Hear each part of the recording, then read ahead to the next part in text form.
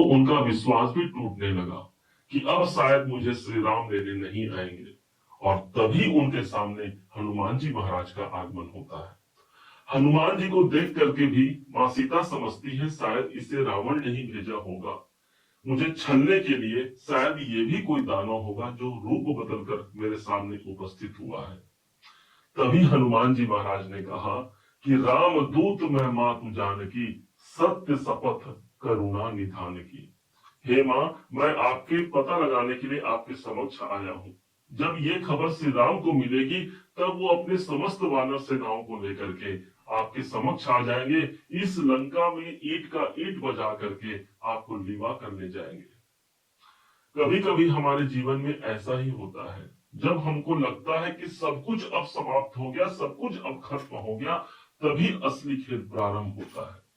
और इसी बात की सार्थकता को सिद्ध करते हुए आज इस चार्ट पर चलते हैं, जहां पर 7 ऐसे मोहरे हैं या ग्रह है कहा जाए, जिनका प्रभाव सबसे ज्यादा मजबूती से हमको मिलने जा रहा है इसी सितंबर के महीने में। 4 ग्रह आपको नजर आ रहे हैं, सूर्य, मंगल, बुध और शुक्राचार्य जी। और वहीं पर 3 ग्रह इस चार्ट में मौजूद हैं।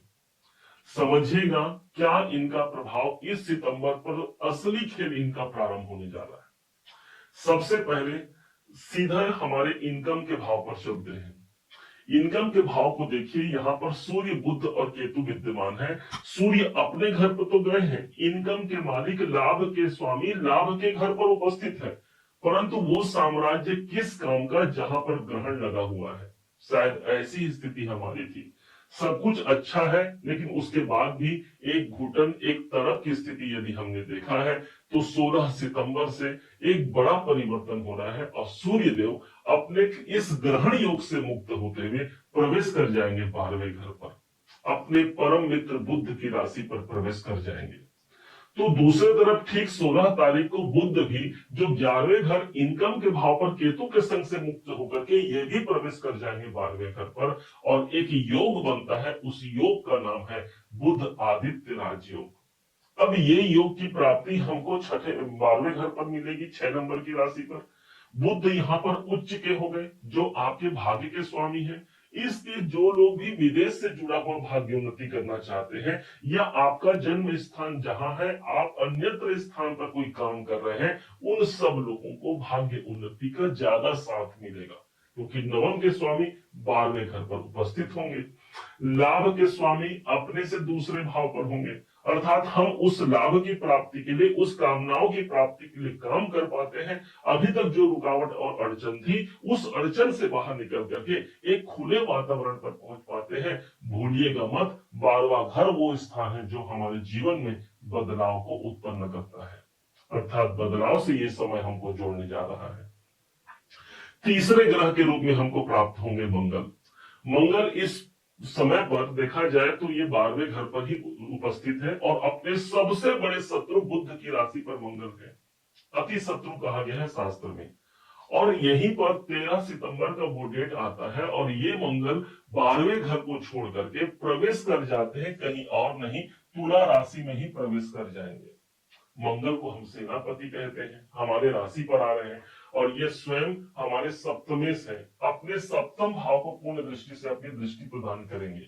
इसलिए हमारा जो कोई स्वास्थ्य में बाधा चल भी रहा है तो वहां पर एक नई जागृति का आना। मंगल स्वयं हमारा कॉन्फिडेंस है, बहुत अधिक हमारा कॉन्फिडेंस रहेगा, जिस माध्यम से जो मुकाम हमको हासिल करना है वहां तक ये मंगल हमको पहुंचा जाएगा, क्योंकि मंगल की ऊर्जा हमको आवश्यक है। मंगल को देह कहा गया है और वही हमारे देह के भाव पर उपस्थित होगा। इनकी दृष्टि 7वें घर पर पड़ेगी, अर्थात सप्तम भाव की दृष्टि सप्तमेश के द्वारा बनेगी। हमारा सबसे जो पॉजिटिव काम है वो कोई रुका हुआ कार्य अब रुकने वाला नहीं, आगे बढ़ने वाला है। क्यों? क्योंकि सप्तम भाव के स्वामी है, मंगल की दृष्टि आ गई। अब ये सप्तम भाव पर इनका पूरा फोकस आ गया ना, और ये सप्तम भाव मेरा बिजनेस है, इसलिए व्यापारिक जो गतिविधियां वो आगे बढ़ सकती है। व्यापार में कुछ लाभ के अवसर निकलते हैं। दशम से दशम होने के कारण हमारा कर्म क्षेत्र इसी समय पर सबसे ज्यादा सुधरने का योग रहेगा। हमारे काम में कोई रुकावट है, उस रुकावट को, बाधा को पार करते हुए मंगल वो हमारा कॉन्फिडेंस है जो हमको सफलता तक पहुंचा ही जाएगा। ये मंगल का सुप्रभाव हुआ। अगले ग्रह के रूप में स्वयं तुला राशि के अपने राशि के स्वामी शुक्राचार्य की बारी आती है और एक डेट आता है 14 सितंबर को, जिस दिन यही शुक्राचार्य जी दसम भाव को छोड़ करके लाभ के घर पर प्रवेश कर जाएंगे। हम स्वयं कहां चले गए? लाभ के घर पर। अर्थात प्राप्तियां क्या होनी है? जो हमारी कामनाएं हैं, न सिर्फ धन लाभ बल्कि वो कामना जो हम प्राप्त करना चाहते हैं वो हमारा 11वां घर है और स्वयं हमारे राशि के स्वामी वहां उपस्थित रहेंगे। अर्थात कोई बड़े लाभ, कोई बड़े इनकम का योग बनना, साथ ही साथ कोई रुकावट है उस रुकावट से बाहर होते हुए उस कामनाओं की पूर्ति करना जो मैं चाहता हूं। मेरा इनकम भाव इस समय पर मजबूत है। परंतु यहां पर भी शुक्र अकेले नहीं होंगे, केतु यहां विद्यमान होंगे। शुक्र हम स्वयं हो गए और केतु कहता है मैं आध्यात्मिक दुनिया का बादशाह हूं। इसलिए इस समय पर हम यदि स्पिरिचुअल हो जाए, आध्यात्मिक हो जाए, ईश्वर के प्रति अपनी आस्था को प्रबल कर दे, तो निश्चय जानिए 11वां घर वो है जो आपके मनोनुकूल कार्य को आप तक पहुंचा जाएगा। केतु कहता है ना कि मैं आपको प्रदान करूंगा, लेकिन जब आप छोड़ने की प्रवृत्ति आ जाए उस समय पर यह केतु प्रदान करता है। और यही केतु अभी तक नहीं बल्कि पूरे अभी दिसंबर 2026 तक आपके ठीक 11वें घर पर रहने वाला है। केतु को जड़ कहा गया है, इसलिए आपको तो जड़ उस जड़ से जोड़ना चाह रहे हैं ना, जहां तक आपको पहुंचना है, लाभ तक पहुंचना है, तो उस लाभ के जड़ को मजबूत बनाना इस केतु का काम है। आपकी इच्छाओं को पूर्ति करना इस केतु का काम है, जो ठीक हमको 11वें घर पर मिला है। 4 ग्रह हो गए, अब 3 ग्रह जो बचे हैं बड़े ध्यान से समझिएगा। सबसे पहला जो ग्रह निकलकर सामने आएगा वो है राहु। आपके सबसे नजदीक जो चल रहे हैं 5वें घर पर वो राहु है। राहु का साम्राज्य कहा गया है। यूं तो किसी भी घर पर राहु जाए उनके लिए पॉजिटिव या नेगेटिव प्रभाव अपना राहु प्रदान करते हैं, लेकिन ये प्रवेश किए हैं 5वें घर पर, 18 मई से प्रवेश किए हैं और ऊपर से अभी तक ये मृत अवस्था पर थे। अब ये जागृत अवस्था पर 2 सितंबर से आ जा रहे हैं। अब राहु के पैरों में वो बेड़ियां नहीं जो उन्हें रोक पाए, अर्थात वो बेड़ियां अब हमारी भी समाप्त हो गई जो हमें रोक पाए। राहु की दृष्टि 11वें घर पर पड़ रही है। बड़ा लाभ, बड़ा कैरियर से इस राहु हमको जोड़ जाएगा। माना जाता है कि राहु जहां पर होते हैं उस स्थान को 10 गुना वृद्धि करते हैं। तो आप यदि एजुकेशन में हैं तो शिक्षा में 10 गुना वृद्धि होगी ना। हम कोई डिसीजन लेने वाले हैं तो उस डिसीजन को हम 10 गुना आगे बढ़ा सकते हैं, कोई नया क्रियान्वित कर सकते हैं। कोई इस समय पर माइंड नया क्रिएटिव माइंड होगा जिस पर एक नए रूप से हम कार्य करके उसको हम सार्थकता सिद्ध कर पाते हैं। वो राहु है ठीक 5वें भाव पर अपने शनि मित्र की राशि की मूल त्रिकोण राशि पर उत्पन्न है, उपस्थित है। अगले ग्रह जो हमारे 6वें मोहरे के रूप में काम करेंगे और वो है हमारे शनिदेव, और ये शनिदेव 6ठे भाव पर ही उपस्थित है।